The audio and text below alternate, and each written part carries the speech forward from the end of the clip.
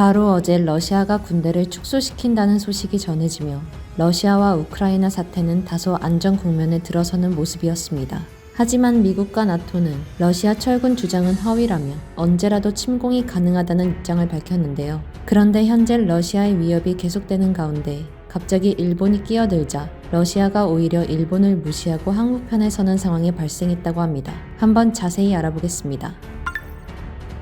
구독과 좋아요 한 번씩 부탁드립니다. 어제 푸틴 러시아 대통령과 숄츠 독일 총리는 모스크바에서 회담을 가졌습니다. 이후 기자회견에서 푸틴 대통령은 우리가 전쟁을 원하느냐라고 자문한 뒤 당연히 아니다. 이것이 바로 우리가 협상 과정에서 협상안을 내놓은 이유라고 말했습니다. 이어 숄츠 총리는 일부 러시아 군대가 우크라이나 국경에서 철수했다는 소식은 좋은 신호다. 우리는 더 좋은 소식이 뒤따르기를 희망한다고 말했습니다. 그런데 오늘 미국 고위 당국자는 16일 우크라이나 접경 지역에서 훈련하던 병력이 복귀했다는 러시아 발표는 거짓이라고 정면 반박했습니다. 로이터 통신 등에 따르면 이 당국자는 러시아가 오히려 우크라이나 국경 근처의 병력을 7,000명 늘렸다면서 이같이 말했습니다. 또한 나토 사무총장도 16일 러시아가 우크라이나 접경에서 철군하지 않았다고 밝혔습니다. 그는 현재로서 우리는 현지에서 어떤 축소 신호도 보지 못했다.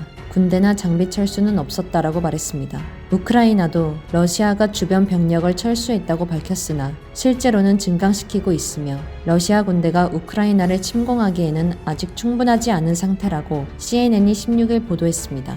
우크라이나 정보기관의 보고서에 따르면 접경지에 배치된 러시아군은 최근 며칠 새 지상군 12만 6천 명을 포함해 14만 8천 명으로 늘어났습니다. 이는 미 정보기관이 파악한 내용과 일치합니다. 한편 앤소니 블링컨 미 국무장관도 ABC 방송과 인터뷰에서 불행하게도 러시아가 밝힌 것과 실제 행동 사이에 차이가 있다. 우리는 의미 있는 철수가 이뤄지지 않았음을 안다라고 강조했습니다. 그는 오히려 우크라이나 침공의 선봉에 설 군대가 접경지대에 계속 머물고 있는 것이 계속 확인되고 있다라고 덧붙였습니다. 우크라이나의 정보보고에 따르면 우크라이나 접경지에 원래 주둔하던 것보다 53개 늘어난 87개의 대대 전술단이 우크라이나 주변에서 상시 대기 중입니다. 대대 전술단은 800명에서 1000명으로 구성되는 러시아의 부대 편성 단위입니다. 우크라이나의 정보 판단은 서방과 일치하지만 전면 침공 가능성에 대해서는 서방과 입장이 다른데요. 보고서는 러시아의 목표가 경제 압박과 에너지 관련 전술,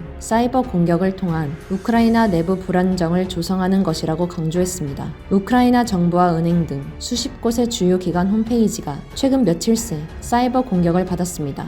해킹 주체가 누구인지는 아직 밝혀지지 않았으나 우크라이나 당국은 러시아를 비난했죠. 이처럼 국제정세가 일촉즉발인 가운데 갑자기 일본이 입을 열었습니다. 바로 러시아가 우크라이나를 침공할 경우 러시아의 독자 제재를 가하겠다는 입장을 밝혔습니다. 앞서 하야시 요시마사 일본 외무상도 우크라이나를 침공할 경우 러시아의 독자 제재를 가하겠다는 입장을 냈습니다. 마이니치 신문에 따르면 하야시 외무상은 이날 기자회견에서 만약 러시아의 침공이 발생했을 경우 제재를 가하는 것을 포함해 실제로 일어난 상황에 따라 국제사회와 연계해 적절히 대응해 나갈 것이라고 밝혔습니다. 일본 정부가 러시아에 관해 독자 제재 가능성을 언급한 것은 이번이 처음인데요. 제재 방안에는 푸틴 대통령과 관련된 자산을 동결하는 것도 포함된 것으로 알려졌으며 일본 여행 제한도 유력하게 검토되고 있습니다. 그런데 러시아는 일본의 제재에 흔들릴 나라가 아닙니다. 실제로 유럽과 미국 등 서방 국가들이 위협을 가해도 러시아는 무서워하지 않았습니다.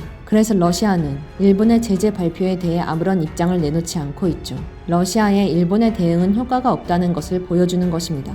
이처럼 러시아는 일본의 강력한 제재 발표에도 들은 척도 하지 않았는데 현재 한일 갈등 국면을 보더니 갑자기 한국 편을 들기 시작했는데요. 러시아가 최근 논란이 되고 있는 일본의 사도광산 유네스코 세계유산 등재 추진에 반대한다는 입장을 밝혔습니다. 전쟁 범죄를 반성하지 않는 일본의 문제를 강조하며 갈등 관계에 있는 한국에 손을 내민 것입니다. 러시아 매체는 마리아 자하로바 러시아 외무부 대변인이 이날 정례 브리핑에서 사도광산과 관련된 질문을 받고 반대 입장을 밝혔다고 보도했습니다. 자하로바 대변인은 사도광산과 관련된 한국 측의 반응을 이해한다며 일본은 분명히 한국과 관련된 범죄 행위를 인류의 기억에서 지우기 위해 일관된 조치를 취하고 있는 것이라고 지적했습니다. 그는 식민지 영토에서 금을 만들기 위해 많은 이들을 강제 노역시킨 역사적 사실을 부인한다는 것은 상상하기 어려운 일이라며 러시아는 유네스코와 세계유산위원회의 비정치화 입장을 견지하고 있다라고 강조했습니다. 정치적 논란의 소지가 있는 사도광산 문제를 의제에서 제외할 필요가 있다는 지적입니다. 러시아의 이 같은 입장은